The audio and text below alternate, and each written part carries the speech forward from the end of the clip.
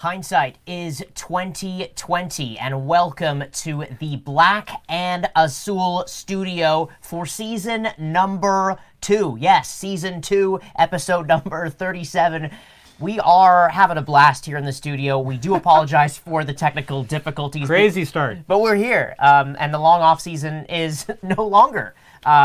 And welcome, Charles Wollin, co-host Joel Soria, co-host Jamon Moore. Directing the ship at the helm is Jason Sholl. And let's just start with a breath, and let's realize that we're here. And appreciate the moment. Yeah, absolutely. Yeah. How was your off season? Fantastic, and a big thank you to Jason for just continuing to work on this until we got it right. So thank you, fans, for hanging with us.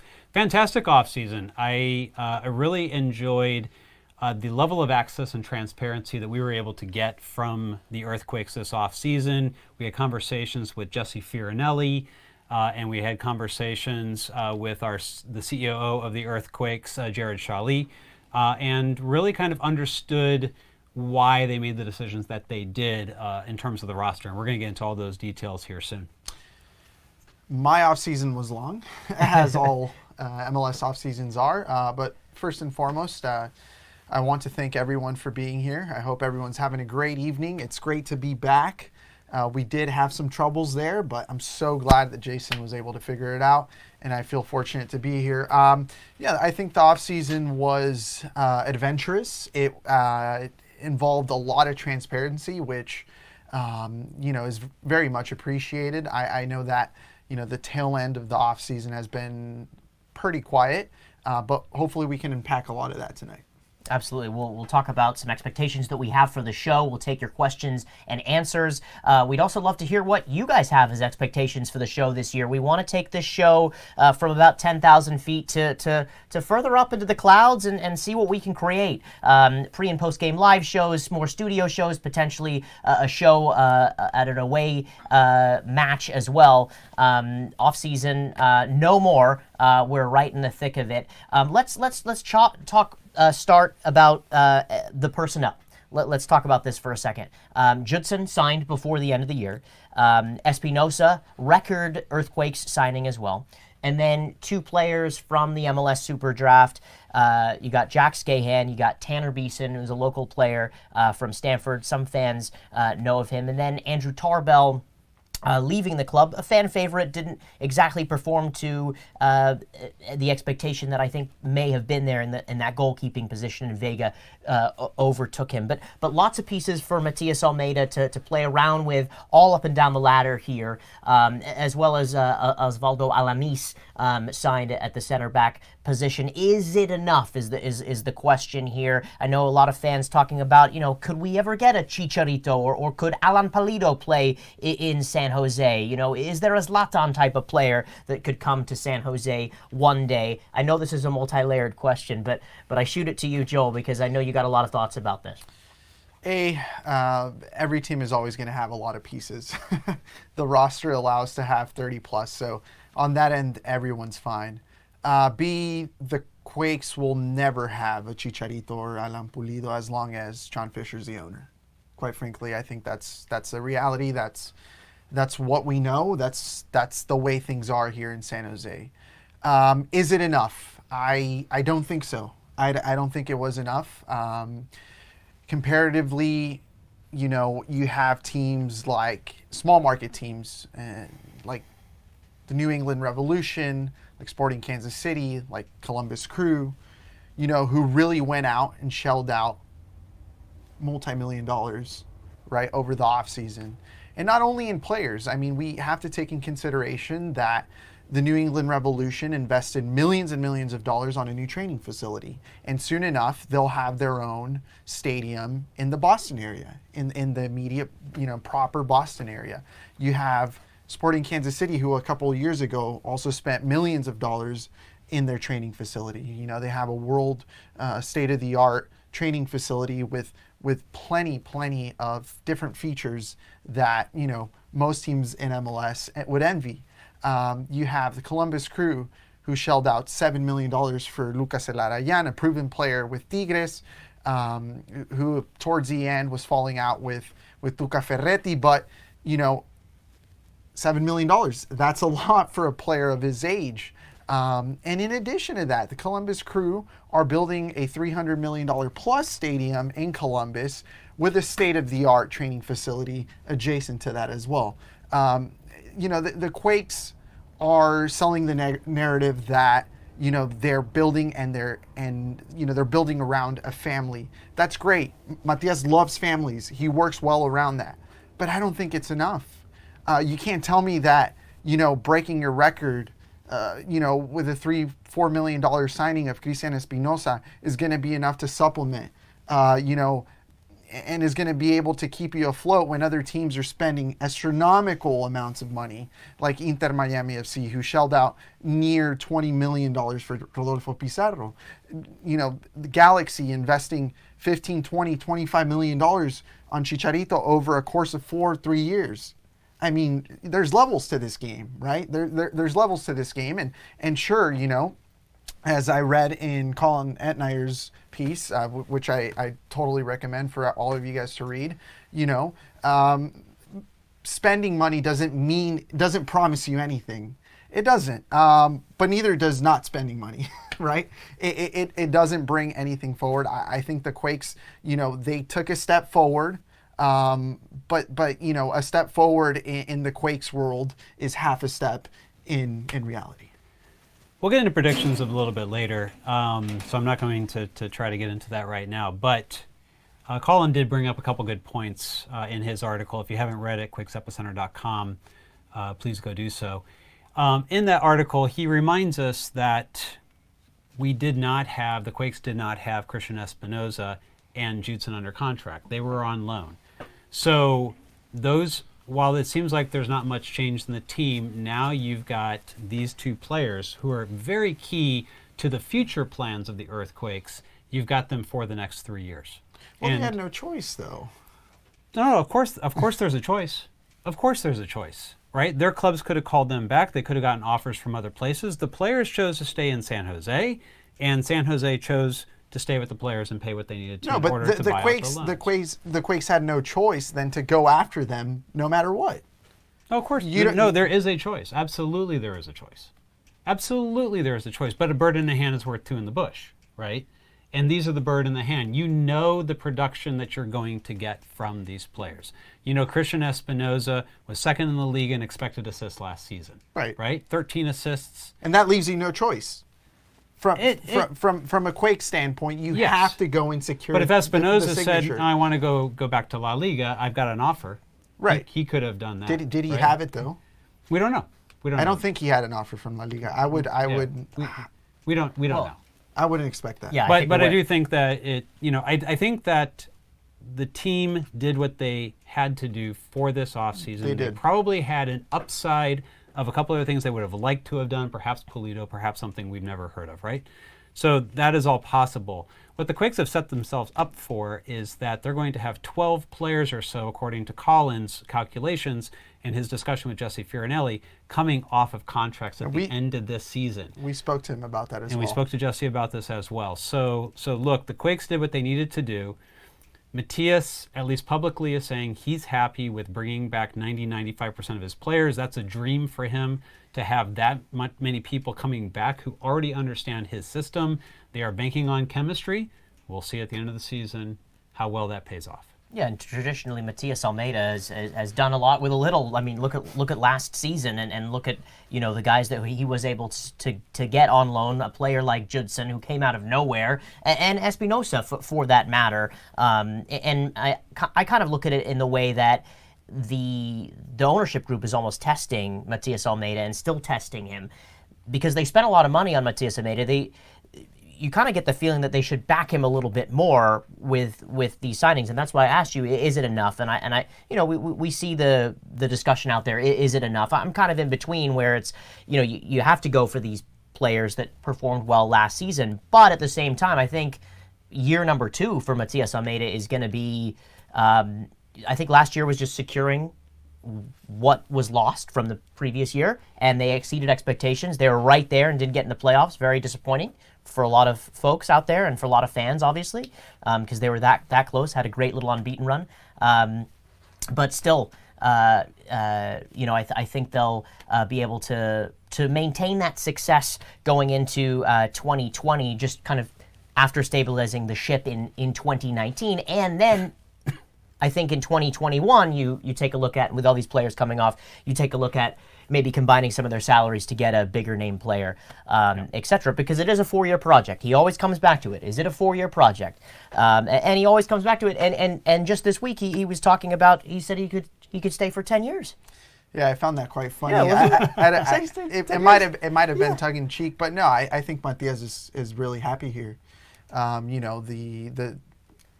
In the Mexican media, what is talked about, what is really talked about MLS is the security that players and coaches have, right? That life security, that lifestyle as well.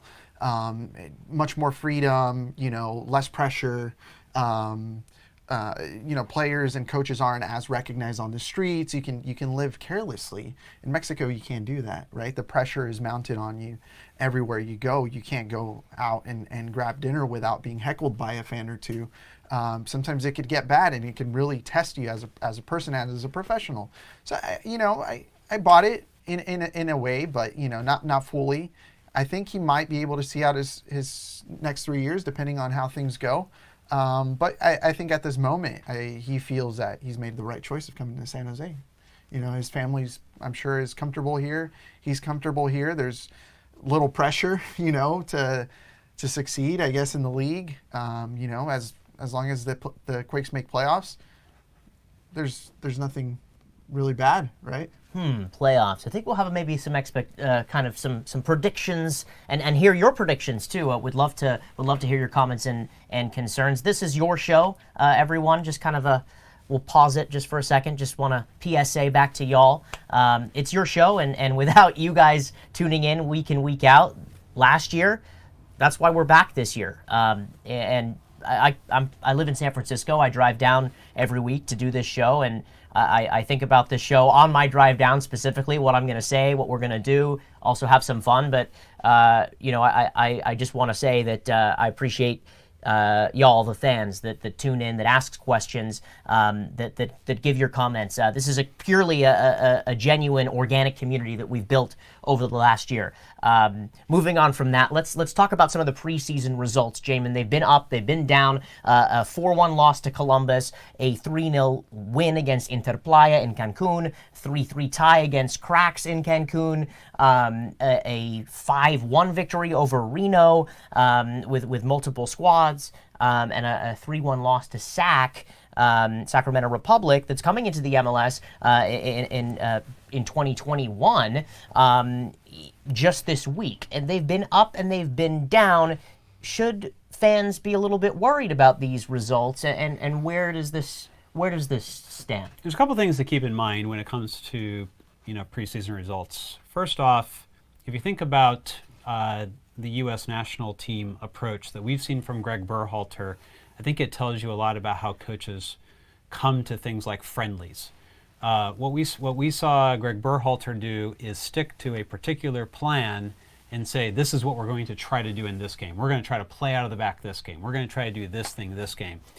One of the things that you have to expect is that preseason is the time to try some different stuff. And they're going to come to each game with some sort of expectation of what it is they're going to accomplish in that particular game. The game plan is not, let's find a way to win. The game plan is, let's try to grow, let's try to get ourselves into better shape, and let's try some stuff that maybe we didn't get to try last season. So Joel and I were talking with Matias at Media Day, and one of the things he said was last year he really got to only implement 80% of what he wanted to before the season started. That meant that throughout the season they were trying to implement bits and pieces more. The fans know this because of the way that some of the handoffs and things in the man marking system were being done after the team had played a few games were quite different and much better than they were in those first few games where they had not really gotten the chance to work on some of those things. So we've got kind of an indication that there could be more things in the offseason that they wanted to work on. So let's start with that.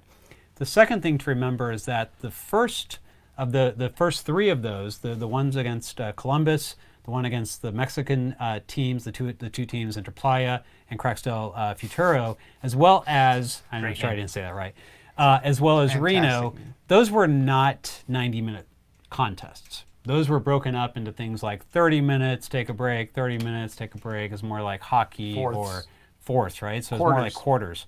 Quarters are periods. So you're only getting the starters out there for the first 30 minutes of that, and then you're going to make some changes, or then the next time we're going to try, let's run them out 60 minutes, or let's, and so forth and so on. At the Reno game, they got 80 minutes, and then they made their switches. Against SAC, now they actually try to play it more like a 90-minute game. So everything before that, we'll get to that. But everything before that was really more of the format of, let's put our starters out there, what we are right now are our starters, and then let's put out all of our players, and let's mix and match a few things, particularly in those earlier contests. So it's hard to take anything from that when that's not, they're not trying to play for a result, right? I think there are some things about the SAC friendly that I would like to get into here in a little bit that I think are some reasons for concern. Yeah, you have to take preseason with a grain of salt, and that's just how the game works. Not so much the latter games though, more so the former games. I think the Quakes should have involved us a little more in that process because, to be honest with you, our knowledge and our resources are vastly limited at this point in time.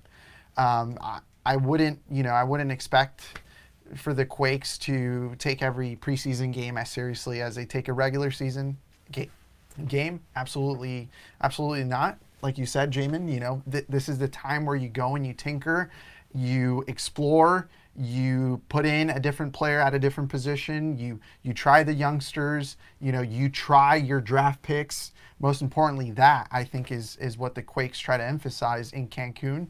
They did so. They came back, got a formidable result against Reno, and then somehow laid an egg against Sac Republic. But we're not filled in. We don't know the context of that. We do believe that they might have played 90 minutes with a starting roster. But I think the Quakes are going into this season with obviously with a lot of optimism, but I see it more as cautious optimism. Let's talk about those last two games because I know you have a lot of intel on those from some of your sources. Yes. The 5-1 thumping of Reno. Let's start with that. Yeah, so while the media was not allowed to be at the event, we were able to get some information from people who were at the event. So let's give you a bit of a rundown about that. So one of the first things that I think most people are aware of is that at the forward position, they've been starting two forwards. They've been starting with Danny Hoos, and they've been starting with Andy Rios as well. And one thing to keep in mind is that Judson has been injured.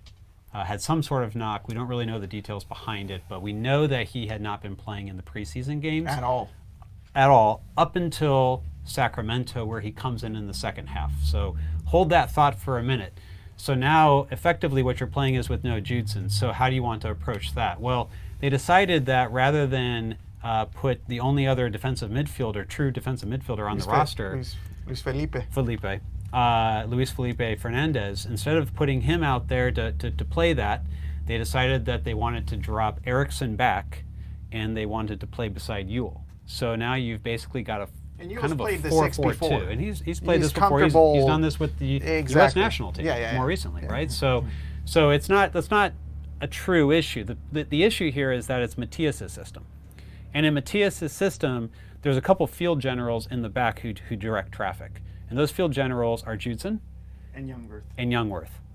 The other thing that's been happening is that Flo Youngworth has not been in the starting spot. It's been Guram Kashia paired with Alanis. And so keep in mind, Florian Youngworth won Defensive Player of the Year in 2019. Yes. So Matias Almeyda's Defensive Player of the Year is not with the starters.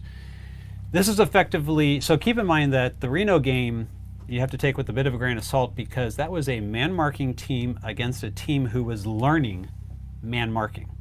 So Ian Russell gave Joel and I a bit of a preview, and we're going to be sharing that as an interview with you later on this week. You'll get to see that in full. Fantastic interview, by the way. I thought it was great. And one of the things he talked to us about was the philosophy of what they're going to be doing in Reno now with the man marking system, coupled with some of his offensive philosophy, and how that's all going to start to come together. But it's going to allow the players this kind of free movement between Reno and the Quakes, where the players, I think it's really going to accelerate the growth of the academy players. This is a mechanism that Almeyda utilized during his time at Chivas. That's right. Right? He had all of the academy teams play the same style that the first team played. And Jesse Fiorinelli told us that the academy teams are also going to be, over time, rolling out more and more of Almeyda's system as well. Almeyda wants the Quakes, top to bottom, to play the same exact system, the same intricacies, the same nuances. He wants a carbon copy at every level. And that is a 4-year project, by the way. When he talks about the project, he does not mean just the first team. He means top to bottom. This is the way we're installing a philosophy across the organization. So that's all important to remember. So what we understand from Ian Russell, the reason I brought that up is because his team is now learning the man marking system, literally 2 weeks in. And now we're going from, basically it's man marking versus man marking, which probably visually has to be this really interesting way to see a soccer game.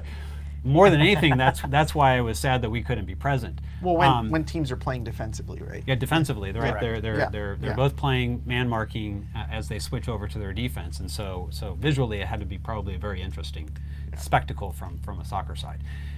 That said, Sacramento Republic had already played Reno, and Reno had run the man marking system against Sacramento Republic. So keep in mind that Sacramento Republic, this is not the first time they've seen a man marking system. They saw it in the Open Cup last year against the Earthquakes. They saw it against Reno, and literally a week later, they did well. And literally a week later, they're now playing against the man marking system again from the Earthquakes. So it's not like it's this thing that Sacramento knows nothing about. They actually probably at this point know quite a bit about the Quakes man marking system. And so what I was told happened in that particular game was that you ended up having a lot of the types of movements that teams started to use against the Earthquakes to the middle to the end of last year, started to drag players out, create space in the middle. Now we can play balls in.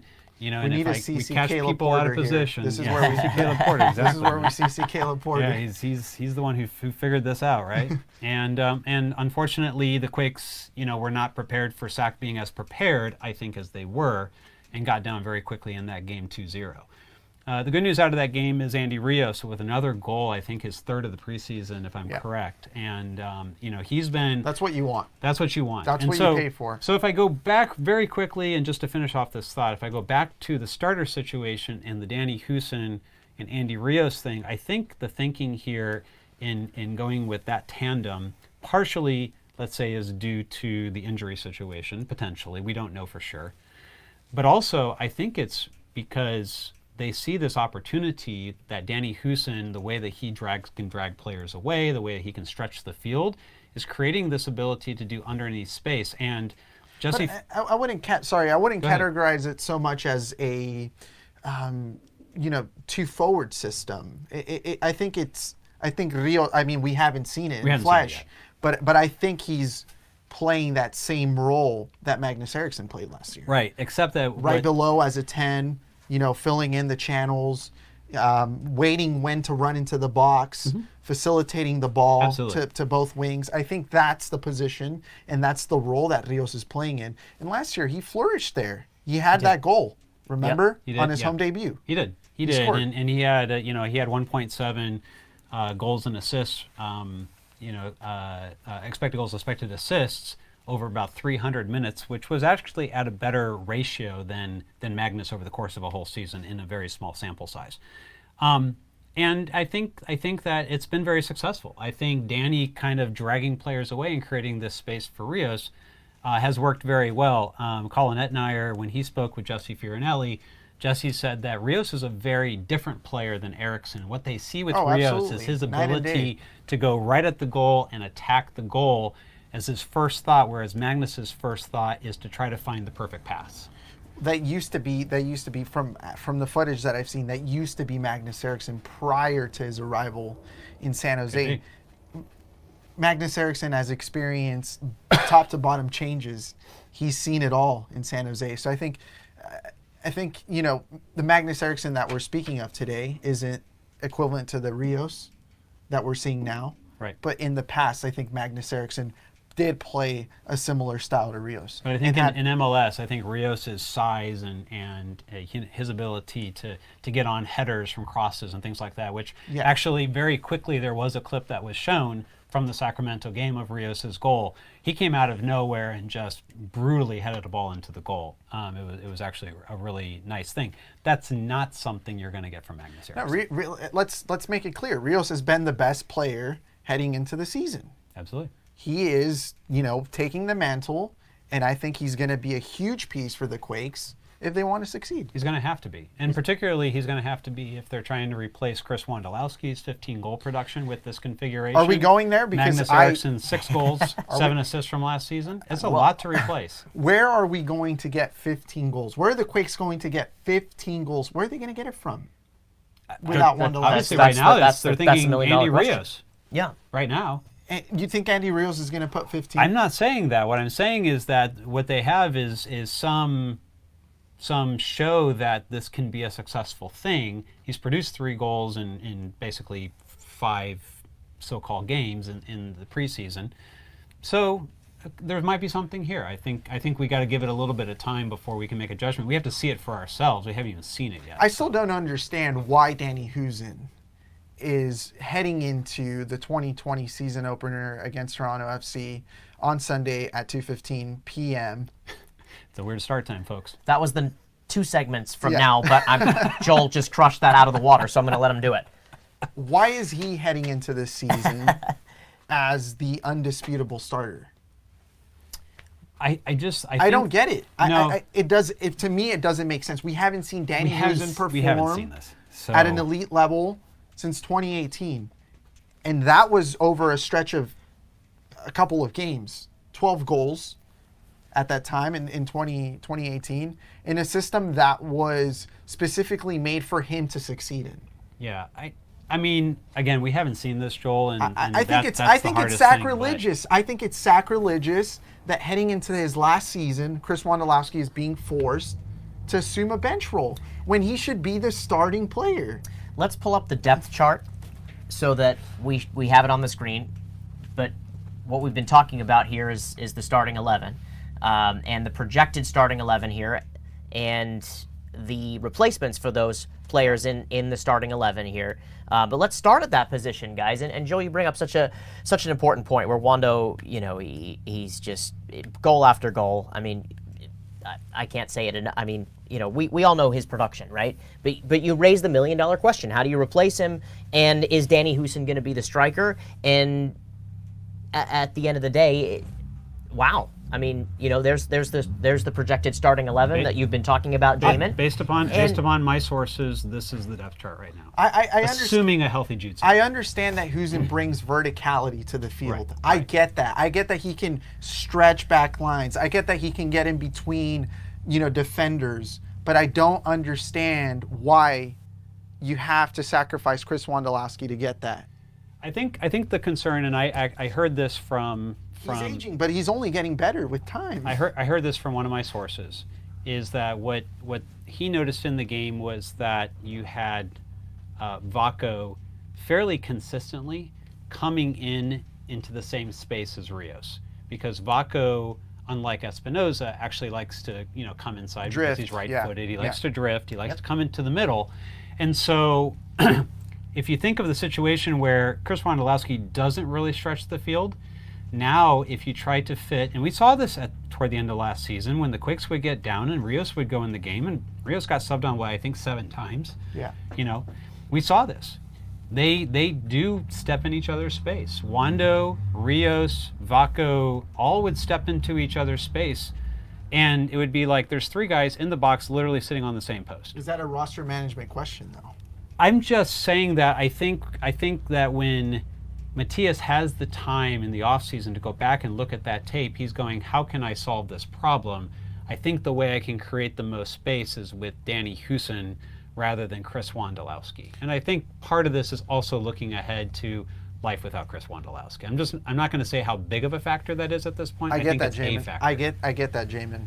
But he is still on his 2 feet. I think it's way too early to pull the plug. Look, I don't disagree with you that those goals. It's too early. I don't disagree with you. Those goals.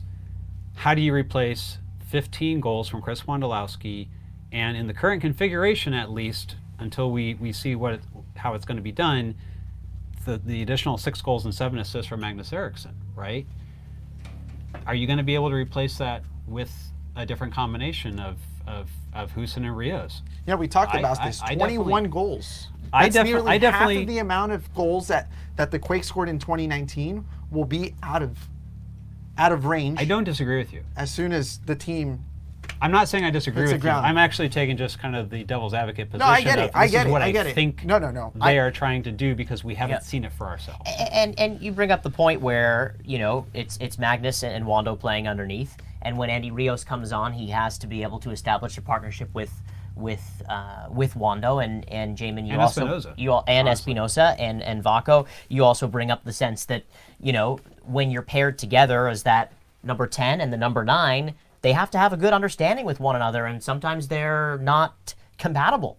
That's the most important thing. And talking about running into space and running into the same channels, I didn't pick up on that as much of an observation last year as much as you did. But I do think when Andy Rios did come in last year, it was this impact sub. It was chasing a goal, or we need to get the other one, or let's secure the win. And sometimes the Quakes drop points when he was on the field, but he's already proving in preseason. You're right, Joel, that he's the guy in that spot, and the fans may be getting used to seeing Danny Houston leading the line with Andy Rios underneath. With that being said, of course, Chris Wondolowski is in his last year, and I think that he should certainly be starting a majority of the games if possible. However, maybe they're trying to manage it in the way that they want to be extremely successful this year, get a top 3-4 position in the West. Maybe he's more of a bit role player. Maybe he plays 60 minutes. Maybe it's just maybe they're managing the minutes in a different kind of way. We don't know that. Here's the thing. They tried doing that last year.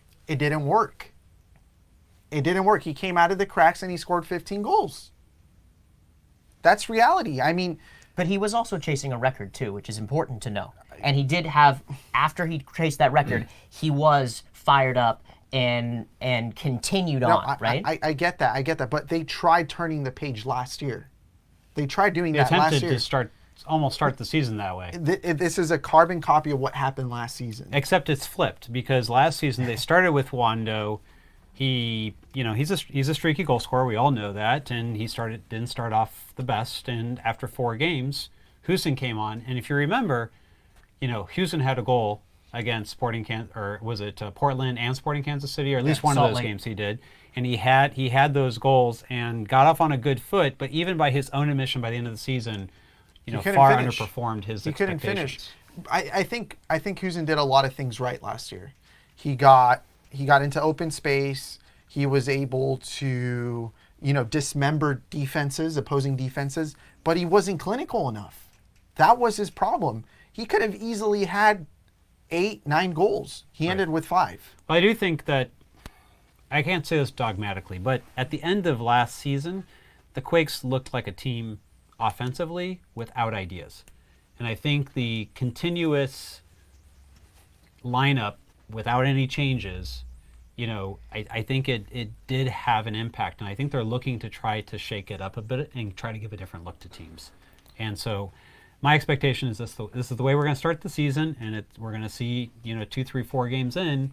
If it's not working, well, we know Almeyda made changes after 4 games last season. That's fine. I respect their thinking, their train of thought there, but I hold firm. I don't think Chris Wondolowski should be excluded from the starting 11 to start the season, his last season. Let's pull the depth chart up here again. Let's chat a little bit about the wingers. We'll give ourselves a little bit of relief. I think this is where the Quakes are the strongest in many, many ways. One, obviously, you see the record signing, Cristiano Espinosa on the right, Vako on the left. Vako started at that number 10 position last year, Jamon, and then was out of the side for a while. And we were talking on this show probably about a year ago. was Vako the fall guy? Was he going to take the fall? And then great coaching by Matias Almeyda to, pick him back off of his feet. Had a short resurgence, but then he went quiet again. He did. That's what happens with Vako. And he had a nice summer. And Shay Salinas coming off of the bench here. Saeed Haji, Cowell, and Carlos Fierro, which we could talk about Carlos Fierro for a while here, but wow, this we have him third. Yeah, this is where we do believe the Quakes are the strongest in these winger positions. No, this is given information from sources who were at both of the games, and the substitution for Vako was consistently Salinas.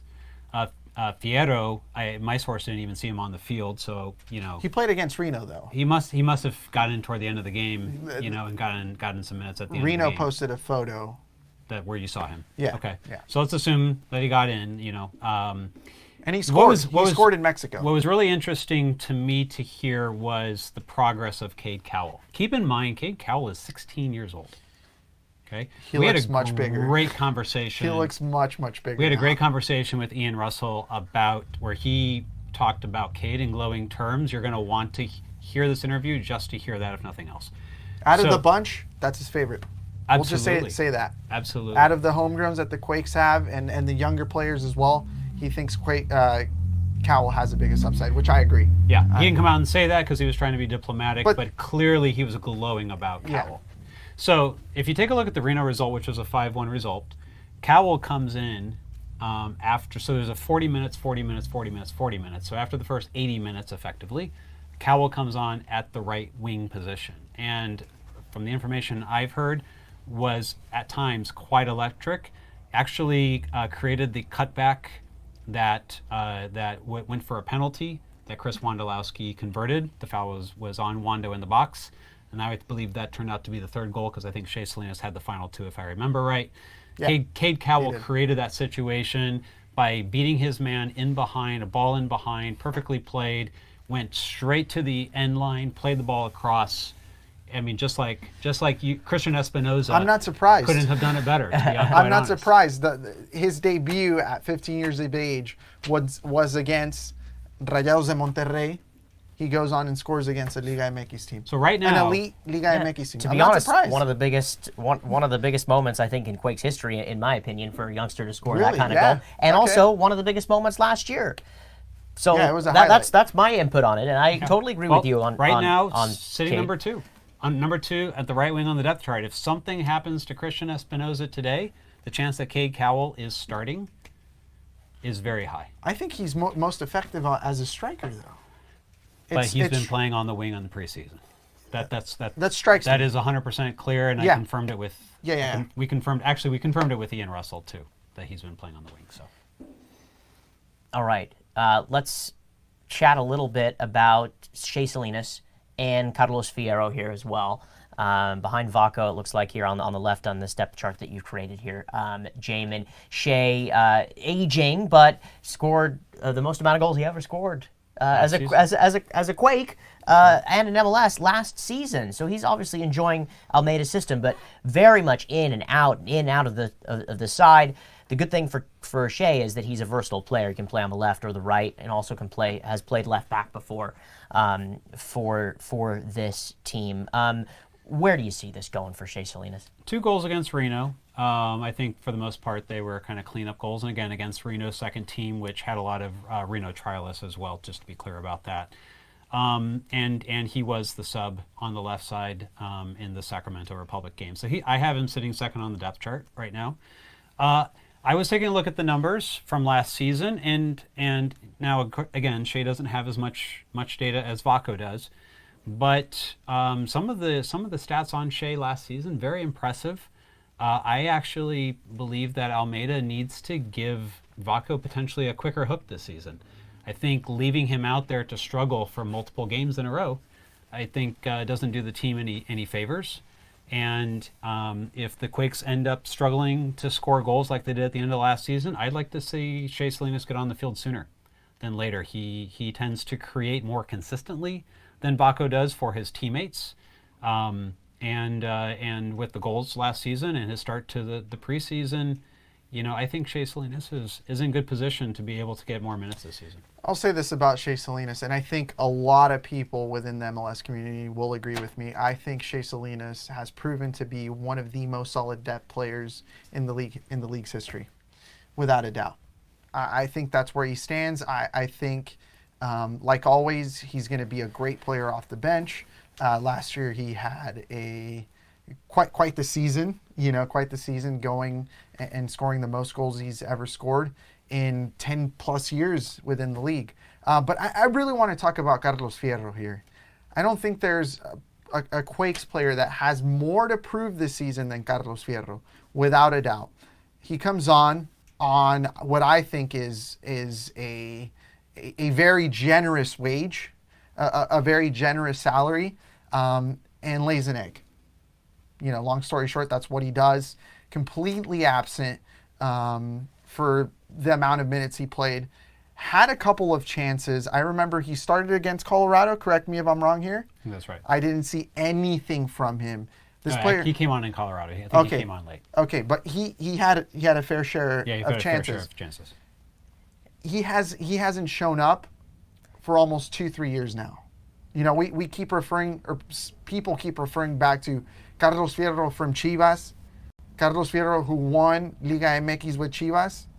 That hasn't happened in 2-3 years. Won the U17 He's World been Cup. absent. He was absent during his spell at Querétaro. He did absolutely nothing with Morelia.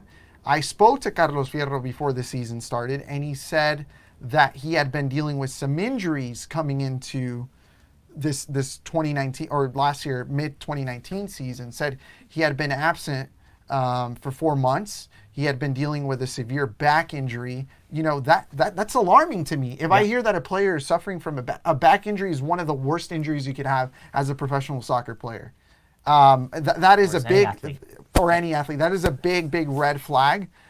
And the other interesting part that I got from him was that, he wants to be a regular player within the Mexican national team. But he did say that, he wants to earn a starting spot, within this team. I don't see it happening. He has so much to prove. Yeah. He gave so little. Hopefully an entire offseason has helped him. But I see a really steep uphill battle for Carlos Fierro. It sounds like he's kind of limping into 2020, certainly, and it's like walking on eggshells with him. Obviously he came into this team with such a nice resume, with such a nice background, and then Sort of. but also you're coming into the Quakes in mid-year, right, where he did last year. And, you want to prove yourself, and what you just said, he wants to play for the Mexican national team regularly again. This is the perfect situation, perfect avenue for him to do it. I get to that. be a star. With Tata Martino at the helm, I think it's perfect. Martino respects the league so much. Right. Correct. So I'm just also agreeing with you that it's really his story is really interesting in the sense that can Matias Almeyda pick him up and bring him to his feet? No, he needs to pick himself up, though. Well, also, That's granted, a central issue. Yes, and at the same time, can the manager inspire and be able to get him to kick on as well? Obviously, yes. Physically, he's Carlos Fierro. But at the same time, Matias Almeyda picked him. Matias Almeyda wanted him. He moved a couple things around just to get him. Is he a bit role player? Is he third on the depth chart? Is he a third winger? That's the thing. Yeah. And I completely 100% agree with you. And this is a big storyline for this year. Can Carlos Fierro kick on, or is he just going to be invisible? And then is he just going to be relegated to another team somewhere where he potentially does the same thing? And given the production of Shay Salinas, he's going to have to be more It's tough consistent than what Shay can be. And Shay is one of the most competition. consistent players on the team. All right, let's move to central midfield, where I think there's a little bit of stability, but I personally believe there are some gaps, and one of the areas where I do think the Quakes are the thinnest. let's pull this depth chart back up again real quick. Jackson Yueill, obviously at the 8, that box-to-box role that he has done so well for this Quakes side. Of course, versatile, can play in the number 10 position, can play in the 6. We've seen that with the U.S. national team. And then Judson, the gold mine, I call him the gold mine number 6, I think he was the player of the Quakes season last year, and for me, if Judson is not in the team, I do not believe the team will be very successful, because he does everything from start to finish. But beneath them, Jack Scahan is listed here in your model, Jamon, from your sources, and then Fuentes, and then below Judson is Fernandez. Luis Felipe Fernandez, excuse me. So, in these positions here, are the Quakes a little bit thin? And coming into the season, talking about Judson being a little bit on the sideline and having maybe an injury, is that going to hamper the Quakes to start? Because he is that metronome. He is that spine. Yeah, absolutely. The well-oiled cog. I mean, let's talk real quick about Judson. I'm going to have an article coming out in the next couple days on American Soccer Analysis, where I'll give a preview. One of the charts that I show on there, and actually I believe was also shown by Asher Cohn on an article that he did on Quakes Epicenter, showed the amount of coverage that Judson has compared to other MLS defensive midfielders. He is far and away the best coverage end-to-end of the field. You take a look at all of it, where his tackles are at, his challenges have happened in 2019. It's an amazing chart, so check it out. Absolutely. He covers more ground than Diego Chara, it shows on there. He covers more ground than Russell Canoes, it shows on there. So, I mean, he is an elite central defensive midfielder in MLS already. Imagine what a second year is going to be for him, but he has to be healthy. So, that's why, to me, the fact that they're not playing Luis Felipe in those starting spots, it's a little concerning. Is a little concerning. The fact that they are deciding that they're going to have to drop Jackson back and then fill in Magnus Eriksson as an emergency 8. Basically, that's what it is, right? Yeah. And you saw what happened against Sac Republic. So no Judson. You like to say no Judson, no party, right? I'm going to add one on to there. No Judson. That's it. No Youngworth. We made it. Not Black and Azul beer koozie. No Judson, no Youngworth, no party. We're going to have to put that on a shirt. That's got to be the first Black and Azul shirt. No, but without Flo Youngworth, those are your two generals in the middle of the field. And what I mean by that is that the switching that happens in Almeyda's system, where you need to be able to hand players off and you need to give people direction as to leave that guy and come over here and cover this area, that is what did not happen against Sac Republic. And that is my biggest concern. And definitely one that I want to talk to Matias Almeyda about this week at his weekly press conference ahead of the matchup, because I just see this as a big red flag right now if they can't solve that problem in the central midfield. And the Quakes understand how vital Judson is, right? The reason that they were providing, royalty services, you may say, towards, his recuperation process. Judson traveled with the team to Cancun as far as I know.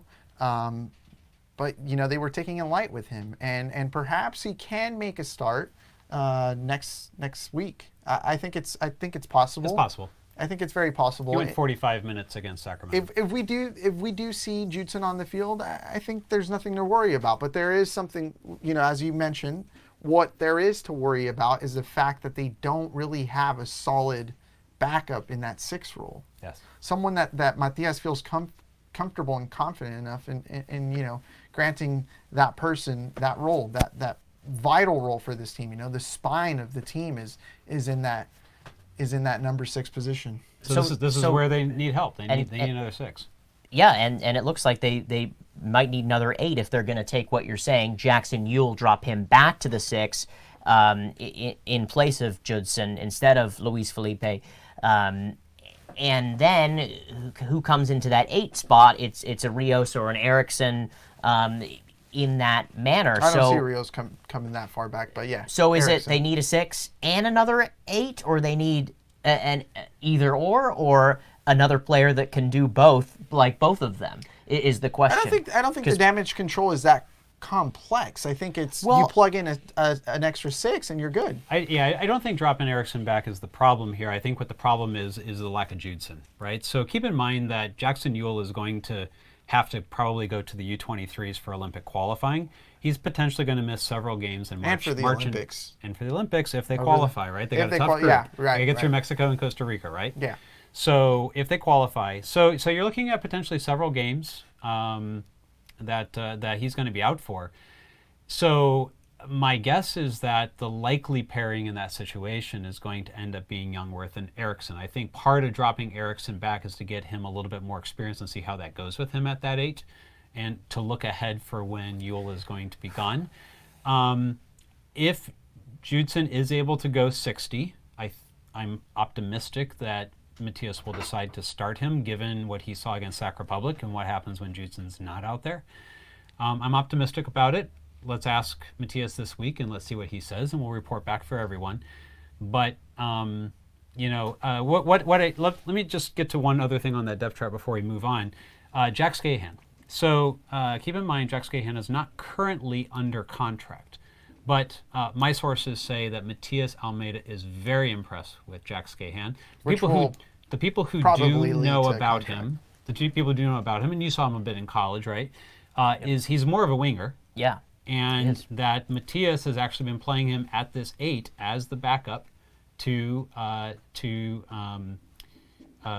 Jackson Ewell, effectively in that type of spot, because that's the spot that you would play normally, right? So, and he's actually done very well. In fact, he had a golazo against Columbus and scored the 1 goal. And quick feet. He's got quick feet. He plays very quickly from everything I've heard. Matias is impressed with him. We're looking forward to getting to finally see him, hopefully sometime soon. Yeah, I actually had the pleasure of commentating Jack Scahan as part of the SF City squad in 2018, and he was very effective and also versatile. He can play on the wing. He was very, very well coached. Always put his head down, even when the results weren't going too well for SF City at the time in 2018. But has some USL League Two experience, obviously, and can he get his way into the team? Yeah, I mean, there's not a lot of, back to the initial point of this, there's not a lot of depth at these roles. It would be very interesting and hopefully a very interesting story if he was able to kind of get himself into one of those central midfield positions and as part of that depth. Okay, let's pull up the back line and let's finish up on this depth chart because we are going through this. All right, so from left back, we'll start there because I think that's the position that people want to chat about the most. Nick Lima and Lopez duking it out at that left back position. Let's just start there. Lima getting the starts. So every indication is that Lima's going to be, the left back, unless there's some sort of change by midseason. But Lopez had an active offseason with the Peruvian U23s. He did. And he did well from what I was able to capture. I think it's going to be, again, a very interesting fight for that left back position. I'm not in favor of Nick Lima playing on the left side. He's much more comfortable on the right. Tommy Thompson has that down, though, as far as we know. I think Tommy is growing a whole lot as a player under Matias Almeyda. Things are going wonderful for him.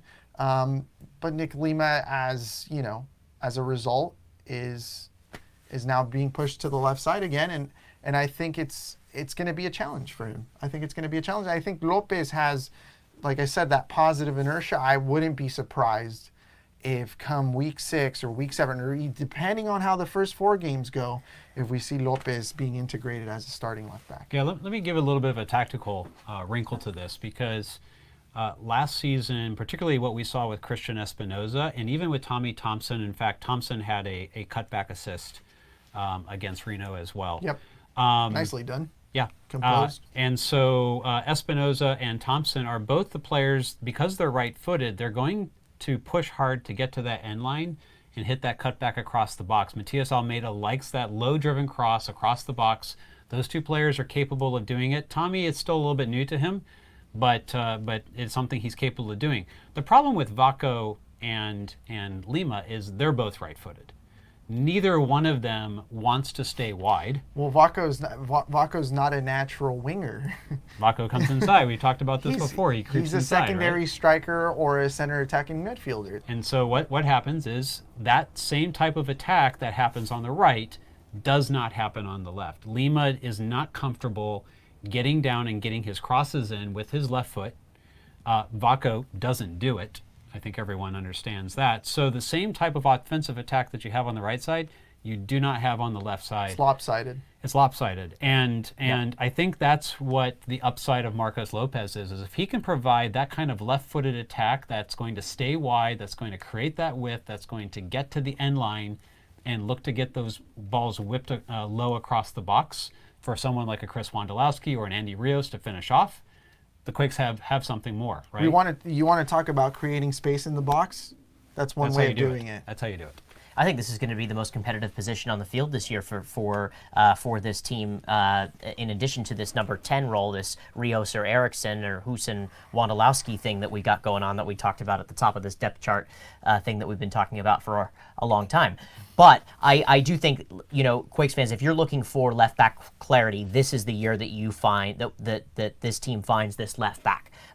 Is it going to be Nick Lima, someone that's been part of this system, that's been part of this team for a while? Is it going to be Marco Lopez, a player that has a lot of pedigree and has a lot of upside? And Joel, I happen to agree with you. I think Marco Lopez will find his way into that position. I do appreciate your analysis, Jamon, in the sense that you do see that left side part of that field, everybody kind of moving gently to the right because they are right-footed. With that being said, I think Nick Lima had a very up and down year last year and has a little bit of a chip on his shoulder probably and would like to prove something this season. I personally, I think that there's a really good story here at this left back position, and if I'm a fan, I might be nodding, I might be smiling, and you get Marco Lopez on a second year in MLS.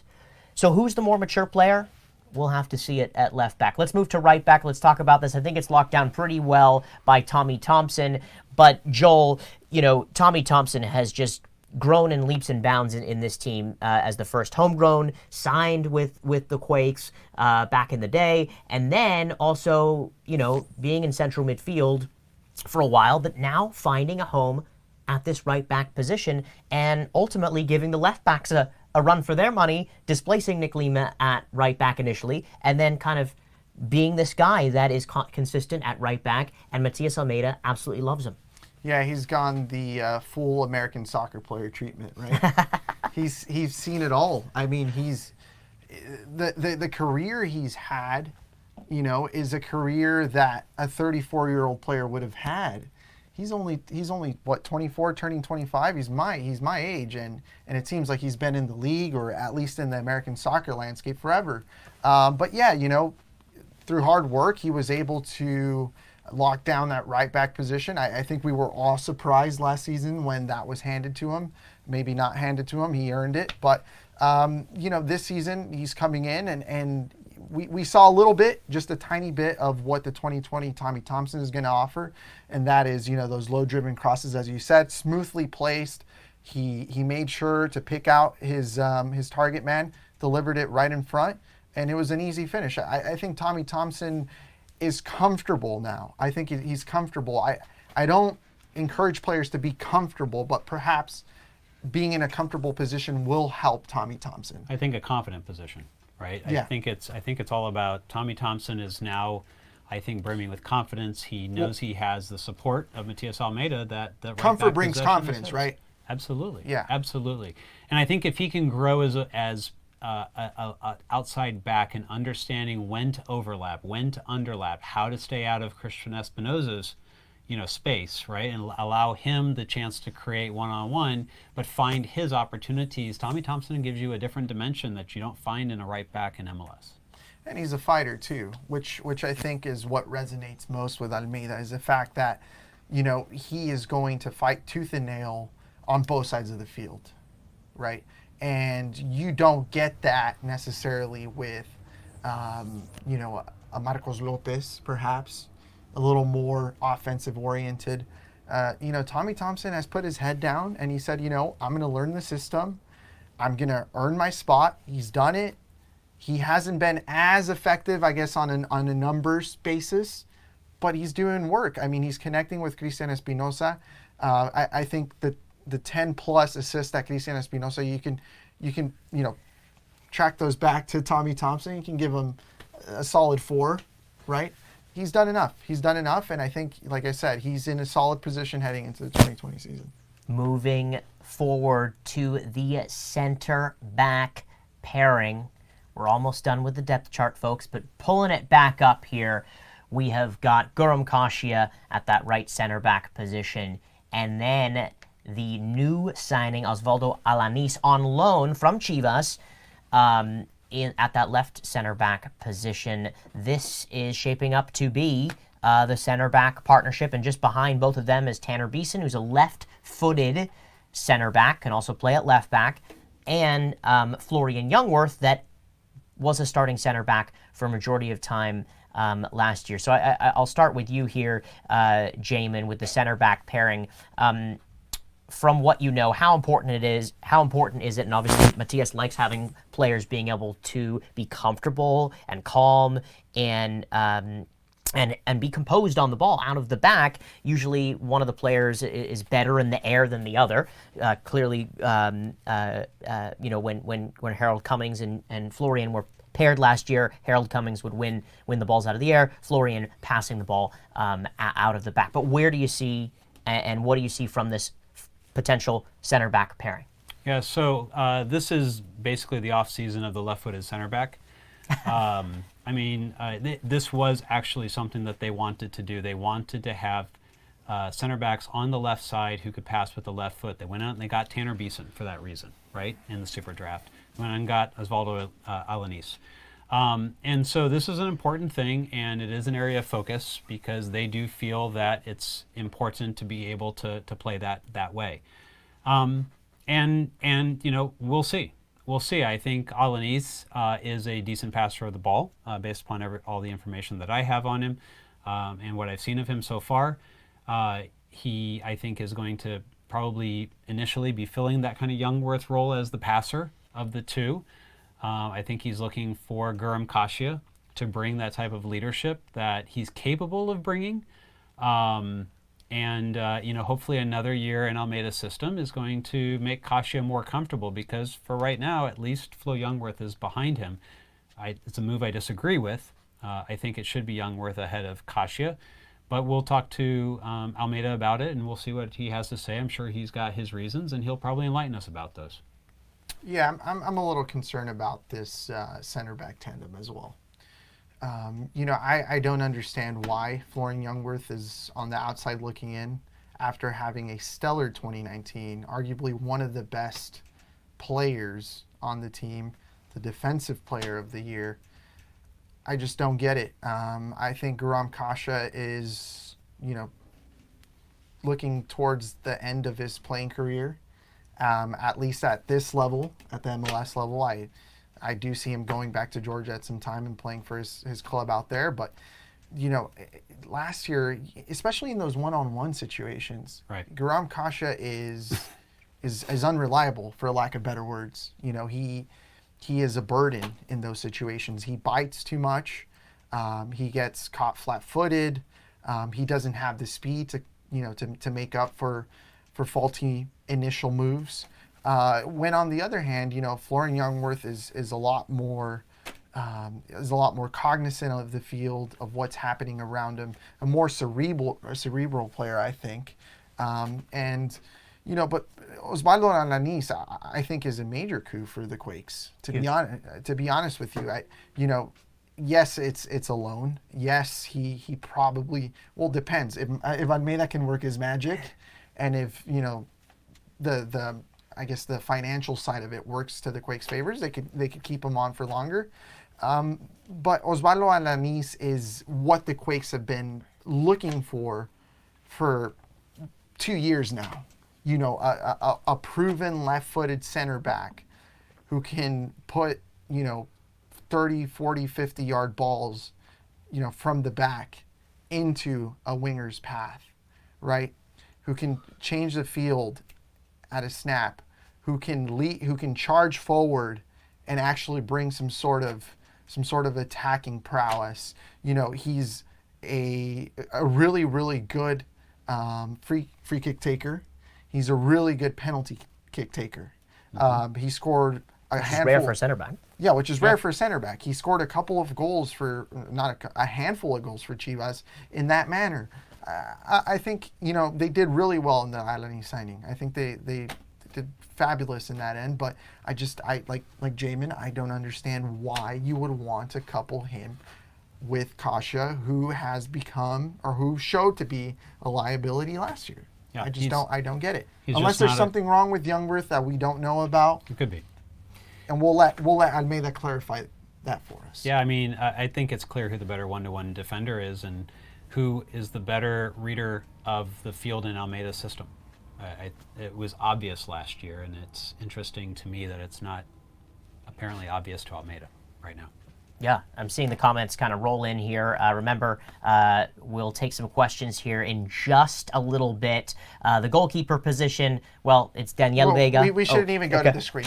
Well, we know it's right? We've been on. What is there to say? We've been in this segment for a while. I feel like we're like taking a long vote here, and we're all kind of filibustering. One quick thing. I think there is one quick thing to talk about, which is that just like we expect that Jackson Yueill is going to be gone with the U23s for a while, JT Marcinkowski is going to need to do that too. If anything does happen to Daniel Vega, now that Tarbell has gone to Columbus, it's going to be Matt Bersana who's going to need to step in for this team for the first time in 3 years? Yeah, that he's been with the club. So, that to me that's kind of an interesting situation. In our conversation with Jesse, JT Marcinkowski is clearly intended to be the goalkeeper of the future, and we had an inkling that they were looking to move Tarbell from that conversation, right? So that's the case. I think we're going to get back from Olympic qualifying and potentially the Olympics, and we're going to see what Daniel Vega's performance is like. And if this team is reliable, struggling, though. He's reliable. He was one of the biggest pieces last season. He won the Quakes a lot of points. Absolutely, a lot of points. Absolutely. But he's not a spring chicken, as we know, right? Right. And I think they're at some point. I think he's not. But I think they need to get some games with JT. I talked to Vega one-on-one, and he told me, right, and I know a lot of players say this, but he told me specifically that he feels the best he's ever felt.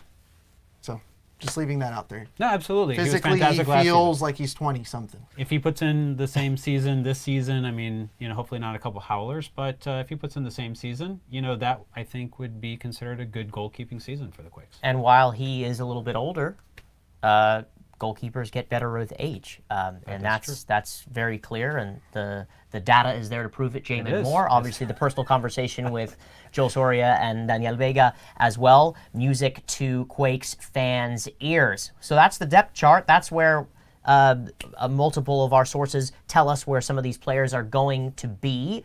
But the Quakes take on Toronto FC, last year's Eastern Conference champion and runners-up of the MLS Cup, and they've been to 3 out of the last 4 MLS Cups dating back to 2016. They hosted it twice as well, and Toronto FC, a very tricky team and a very good team. A very talented team. Pozuelo sticks out right away, and you can't forget his performance in the MLS Cup final. He was terrific, even though they lost. But they have so many good pieces.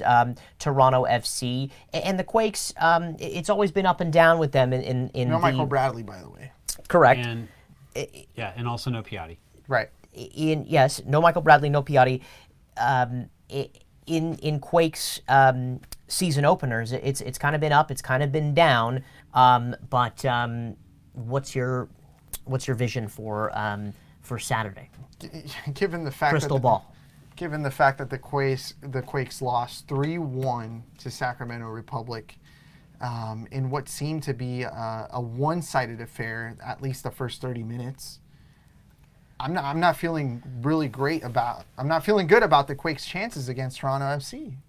I think TFC is going to come out here looking for blood. I think that, they do have that chip on their shoulders given the fact that they fell so short of the MLS Cup. They didn't have CONCACAF Champions League this season, this preseason. That's right. Fresher than they've ever been before, I guess you can say. I think the Quakes' chances aren't looking that great, to be honest with you. I think they're down 2 key players. I think with Michael Bradley being out and their new DP Piatti, that's not Nacho Piatti, by the way, who's come in. To me, like, I think if they can figure out the center of the park part, if they can figure out, okay, either Judson can go, if maybe sack game was a bit of a revelation to Almeyda that he needs to make a change there, we'll see. I think there's an opportunity. They're going to have to shut down Josie Altidore. They're going to need to shut down Pozuelo, both of them very formidable players in the middle of the field. And if the Quakes are able to control the middle of the field, they probably will be fine. If they can't, it might look a little bit more like Sac Republic or worse. Yeah, I think MLS season openers are really strange. I just said it by pitching it to you, Joel, and you never know what you're going to get out of them, and they're so weird, they're so bizarre because every team has a different kind of preseason setup, and sometimes the Quakes have flourished in their season openers, sometimes they've not done well at all in their season openers. Ari last year, and I do remember a time when I worked with the club back in 2010. They lost 3-0 to Salt Lake, and if you guys remember some of these Salt Lake openers at the same time. So I do believe they're worthy of getting a result against this Toronto team, especially with the fact that they also have something to prove, that they missed out on the playoffs last year by just a few points. And they were in pole position for such a long time. And so I think Almeyda will have, his team ready to go. However, I resonate with your comment there, Joel, about Toronto as well. I don't make predictions, but I'm just going to say it's going to be a draw, and I think that might be okay. That'd be a great result for the Quakes. I think it would be a fine result to open this season with against a pretty talented Toronto team. Speaking of predictions, let's talk about the Quakes over the course of the year. So now we're going from about 10 foot view to a 25,000 foot view. So the Quakes had a rough start to last year, then they got way better, and then they had a nice little unbeaten run as well at home, and they were in pole position. They were as high as second in the table as well, and then didn't make the playoffs last year. And I know that still stings and it still hurts, from this group of players and from Matias and his coaching staff. But bringing out the crystal ball again for this question, prediction for the season. I think a prediction needs to come out naturally. Last year it came out naturally, and I predicted, what was it? Sixth, and they were there the entire season, and then towards the final stages they decided to shut down completely. I'll say this. I don't know exactly where they're going to fall on the table. I can't. My mind isn't pointing me to that direction. But what I can say, I feel pretty confident about this. It might come back and backfire on me depending on how things go over the summer. I don't think the Quakes are going to make playoffs this season. And I think a lot of people, at least in the pundit sphere, agree with me.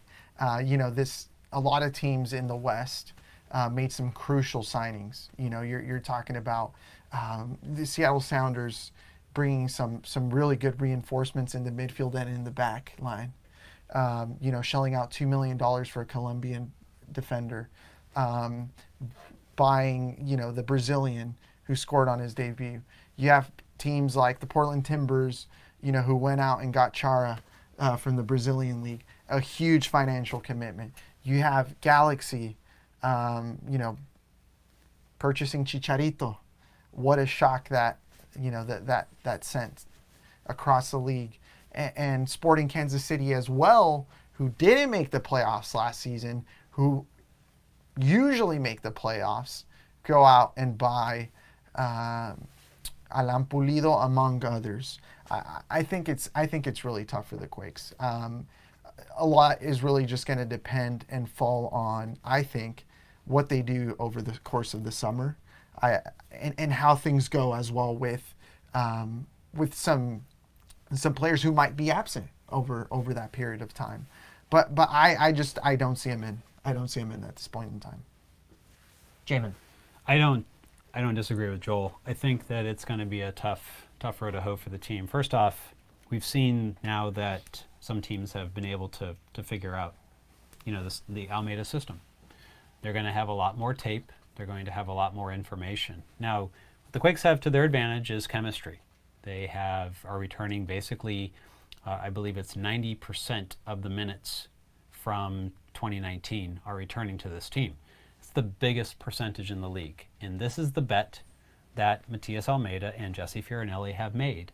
They have made the bet that the chemistry is what's going to get this team forward into a better position and ideally create more consistency throughout the season. Last season, they had 3 road wins. It was tied for the second fewest in the West, and they had the second fewest road points in the West, aside from Houston, who was anemic on the road and didn't even win a road game, I don't believe. So what's important for the Quakes to figure out is, now that there's a new CBA in place, and now that there's charter flights, made his comments that he made to us at the end of the season last year about how the team needed to find a way to make these long trips more comfortable. This season during Media Day, he quipped about it as well. Right? Yeah. So the path of success for the Quakes is fairly clear. They need to do a better job at home, starting off 3 of 4 at home again this season, just like they did last season where they dropped those games. They've got to get some results. They need better than a draw, although I agree with your prediction. They need better than a draw out of Toronto. It's funny how the community is saying, or is rallying around consistency and chemistry, yet the first thing that you do to start the season is you chop the head off the snake. You get rid of Wondolowski, and you get of Magnus Eriksson in the number 10 spot. That doesn't look like consistency to me. No, I agree with you. I'm sorry. I'm going back to the Wondo being excluded from the 11, but that's literally where it all rests. I actually look more at Judson and Youngworth right now. That too. Yeah. Well, I get the. Well, that's the whole spine, right? No, I get those 4 are. I get that the Judson situation involves an injury. Right. I get that, and that is justifiable, but you cannot justify the fact that Chris Wondolowski is not starting the 2020 season. And the person who got you that first goal of the season last year, Magnus Eriksson. And that the starting defender, the best defender of 2019 is also on the outside looking in. Absolutely. That does not speak of consistency or chemistry. But at the same time, at the end of the season, we saw a stale attack, as I mentioned earlier, right? And they may be looking at that. They're looking to change up the attack and to try to give a bit of a different look. So I'm going to give them some benefit of the doubt here, particularly given Rios' preseason. Sure. Okay, they may have something here. They can't afford to start out slow the gate again. They cannot. They've got to get that consistency, and they've got to find a way to get more than, I think it was 11 road points. They had 3 wins, 2 draws on the road.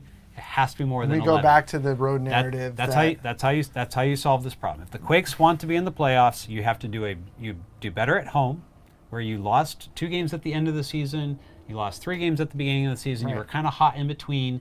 You can't drop 5 games at home. You cannot in this league drop 5 games at home. You have to win your home games or at least get a draw. So they can't afford to lose any more than 2 home games. And they've got to go out onto the road and get a bare minimum of 15 points, if not something closer to 18 to 20 points on the road. And that's how they make the playoffs. If they don't do that, the best finish I see them getting is 9th in the West. And obviously we'll know more information after the first couple weeks, as we did last season, as well as we get ready for MLS to begin. Again, the Quakes kick off against Toronto FC next Saturday, 2:15 p.m. kickoff at Avaya Stadium. let's go ahead and take your guys' questions. I know you guys have been asking a lot of questions. They've been waiting for a long time here, because we went over this depth chart, which took almost a 90-minute soccer game to go over in its own right, but that's okay. And I just want to let y'all know this is your show. We would not be here without you. The success of this show is from you guys, the fans, that have taken the time to pitch in, to write questions, to tune in week in and week out here. We'll start at the top from Raul Rodriguez, and he says, how much of an impact will Tanner make this season, if any? Jamon. Should we spend like a minute on this question? Yeah, I don't think they're expecting a lot at the moment from Tanner Beeson. He's going to be a Reno player. I think he's going to be a Reno player, and or he might be in the 18 as an emergency situation. Almeyda's unlikely to sub center backs unless he has to, and he might make some game day 18s. He will definitely get probably time to show what he can do in the Open Cup and in friendlies in the season. I don't think they're expecting a lot from Tanner this season. That said, I think he is a leader. I think he showed that he is a leader, as he was the Pac-12 Player of the Year in 2018.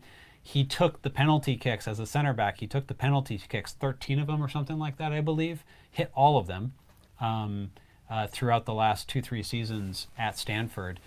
He is a leader. He is a captain. He is someone I think that the Quakes should look to in the future to step up in a big way. I just don't think this will be the season. Yeah, I had the chance to commentate some of his games in college and see him. He also played for SF City as well. Heart of a Lion, Tanner, but I think it's going to be very hard for him to try to displace any of the center backs that we mentioned in the depth chart. However, a good center back for the future, and that is willing to work very hard. Jesus writes, who do you think will be the starting striker? We talked a little bit about this earlier in the show, but I want us to get our engines revved up again for this one as well. Currently in the depth chart, via our sources, we do believe that Danny Houston will be the starting striker, but let's just go down the panel again. Joel, do you believe that Wondo will displace Houston, and how does he do it? Is it a quick chop change after the second game kind of thing? Is it very quick, or do you think that he continues to let Danny get in there for a little bit? I think they're going to give Danny the benefit of the doubt for, I don't know, the first 5 games or so. That's if he starts. Everything points to Danny Houston starting against Toronto next weekend. I'm not. I've said it all show long. Yeah, I don't think he's worthy of being that starting striker at this stage of the season. I could see how, I could understand a situation where Wondo starts the season, probably lacks the efficiency, and then comes on Danny Houston. I don't understand why. Pelado decided to bench Wondo to start the season.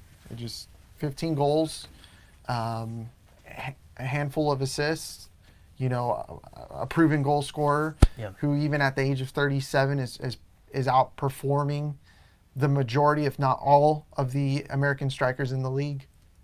I mean, what else do you need? I don't, as I've said before, I don't agree with it, but I understand it. I think it's not just Danny Houston. I think it's going to be Andy Rios and how he pairs with Danny Houston. I think you've got the Wondo pairing effectively with Eriksson, and Eriksson will probably drop a bit deeper than Rios does and things like that, so that when Wondo's not stretching the pitch, they're not all over each other. But I think we also know what that pairing can do. I'm interested to see what a pairing of Houston and Rios can do, and I think last season Wondo got the first 4 games and it didn't work, and Almeyda made a change then. I think you see 4 games here as well. And just to make this very clear, what Almeyda, the way that Almeyda is approaching the season is that he's thrown in the towel in on both Wondo and Eriksson, right?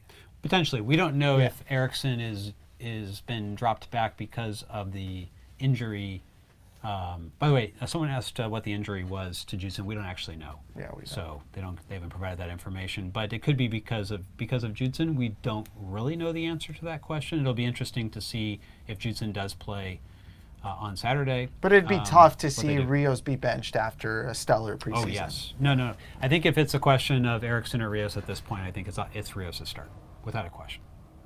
Given 3 goals in the preseason, yeah, absolutely. There's no way you bench him. I think Wondo finds his way, and I think he finds his way in quicker rather than later into this team. I think the fans will be clamoring for Wondo. Plus, he's the Alan Shearer of MLS and the Wondo greatest. Way. Wondo Way, yes, Wondo Way. Okay, let's talk about Wondo Way for a second.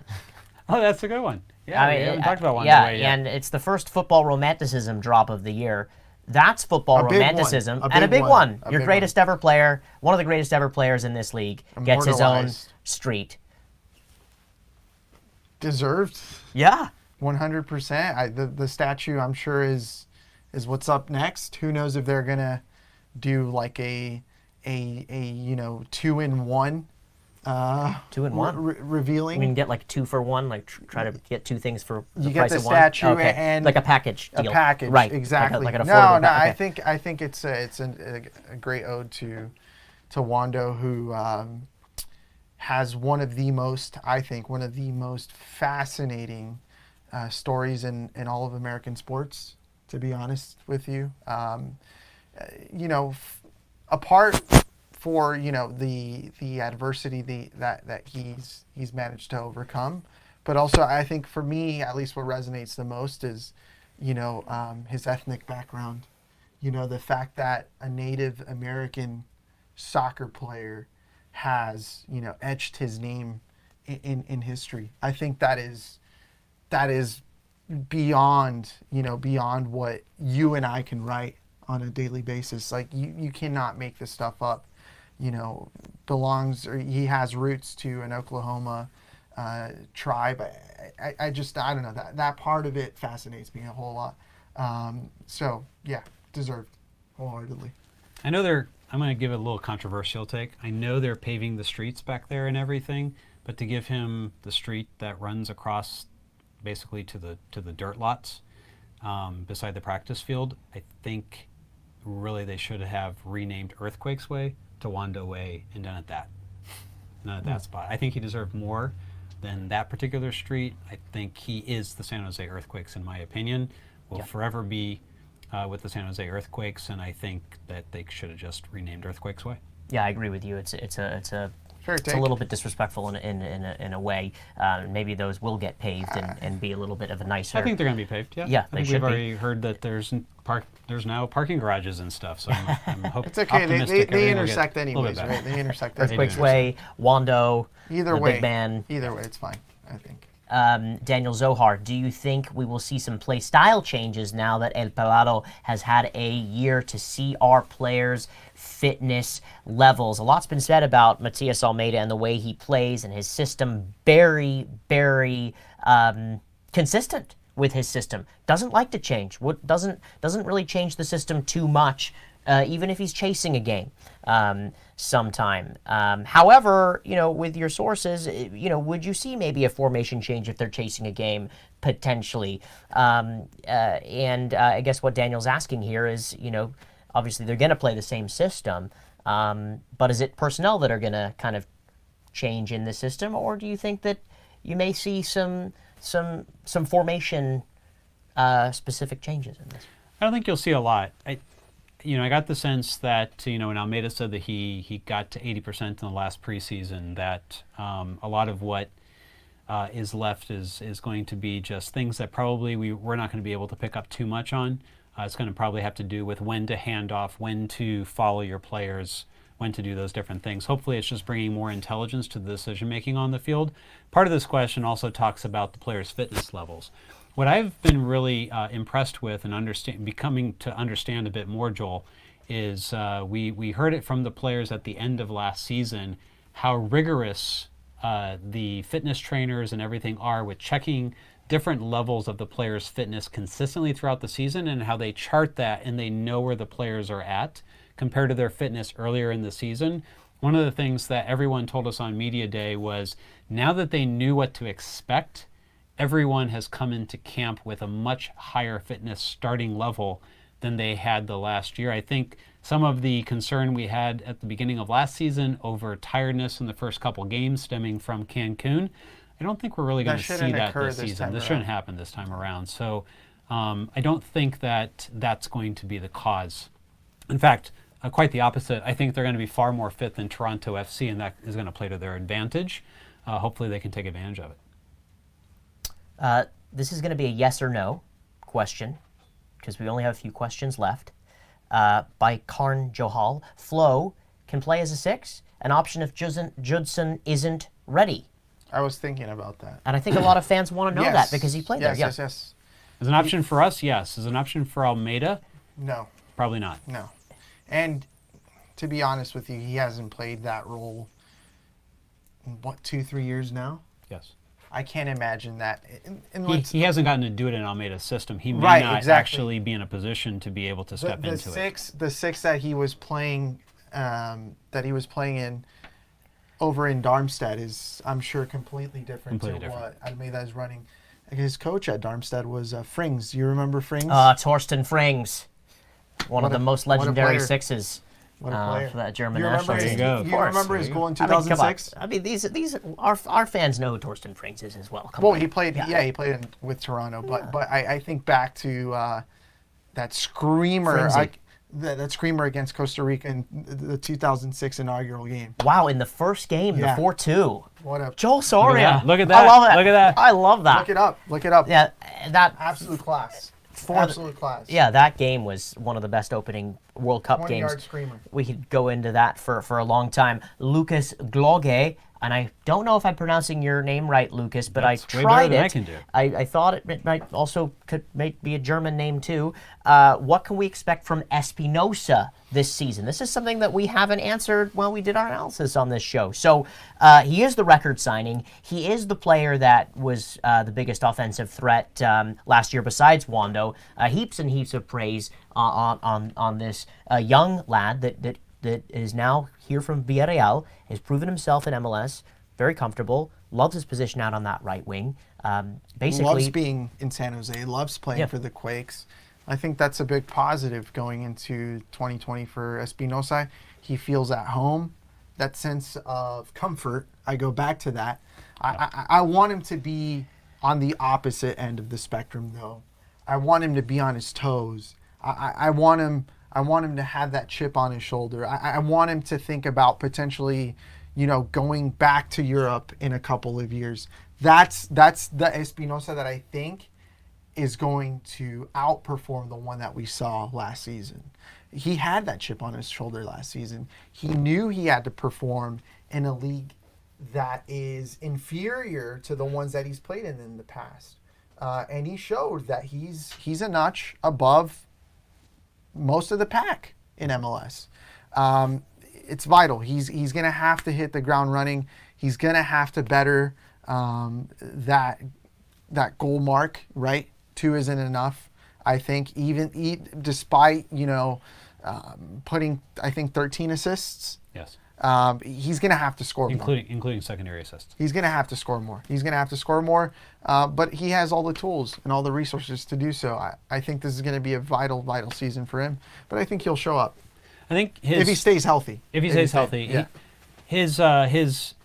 His game is to, again, get to the end line and to hit those cutbacks. If you take a look at his crossing and passing charts, it's quite obvious what he's trying to do, and he's very consistent with it. He's one of the most consistent players I've seen in this league at being able to know what he wants to do and find ways to do it.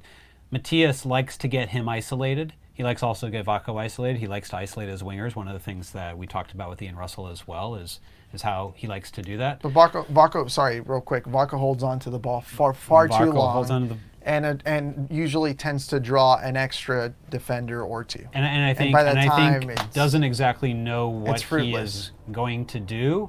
He tries to play it by ear as he goes.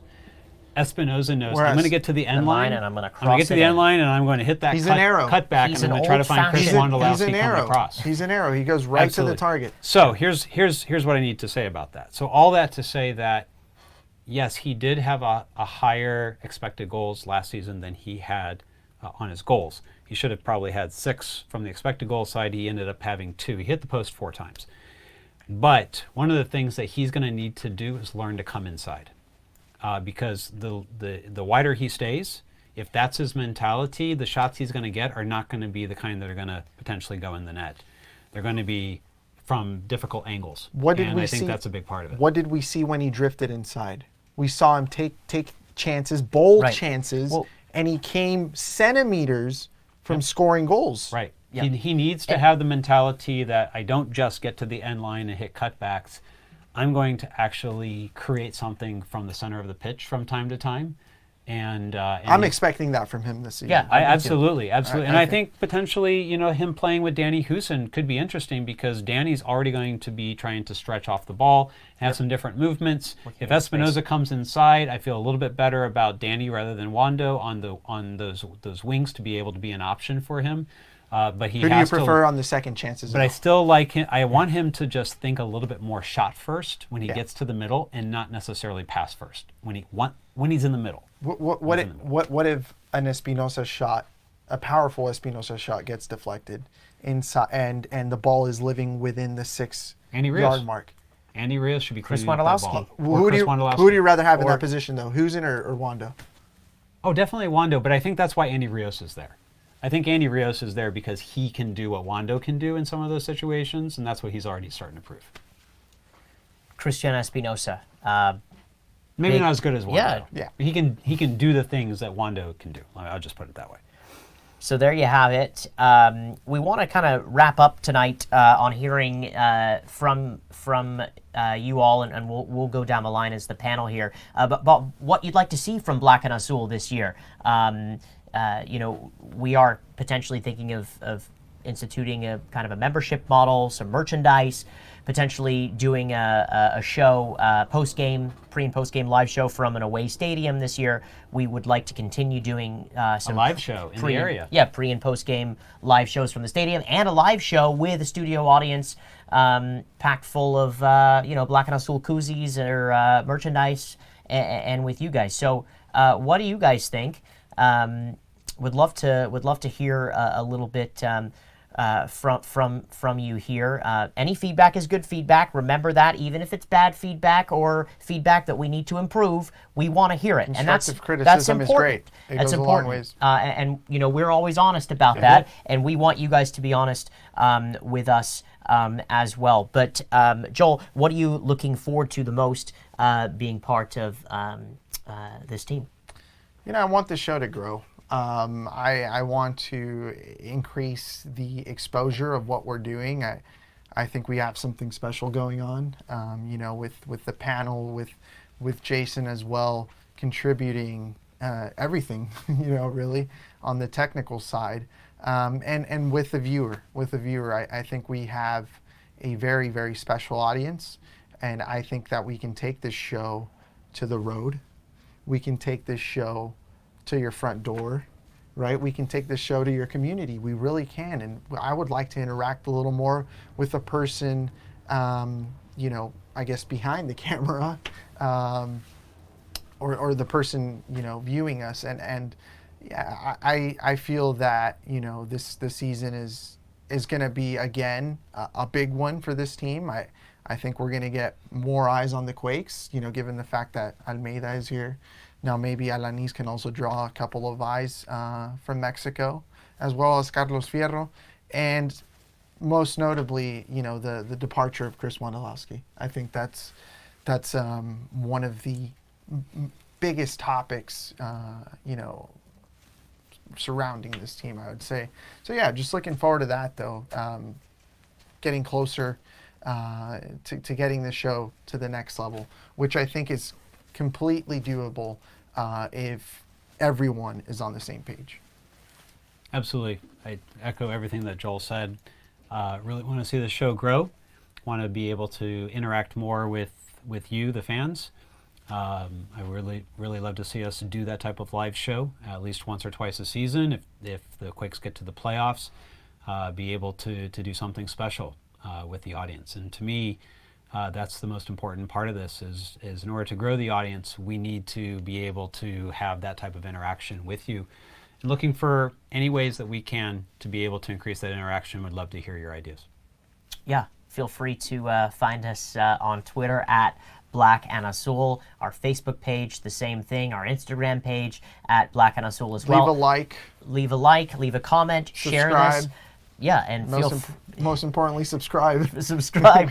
Very important. Feel free to comment here on the side. But this is a really great honor and pleasure to bring this show to you. And I think we have record numbers tonight from what our team is telling me in my ear, which no team's telling me that in my ear. But I am seeing the numbers on my computer in front of me, and I think we have a record turnout of people watching our show this evening that have stayed with us all the way this entire time till 10:20 p.m. Technical difficulties. And technical difficulties on a Sunday night. And an hour and a half long show. It's amazing. Thank you so much for staying with us. Yeah, so continue to stay with us. We appreciate your support week in and week out. It really does mean a great deal to us.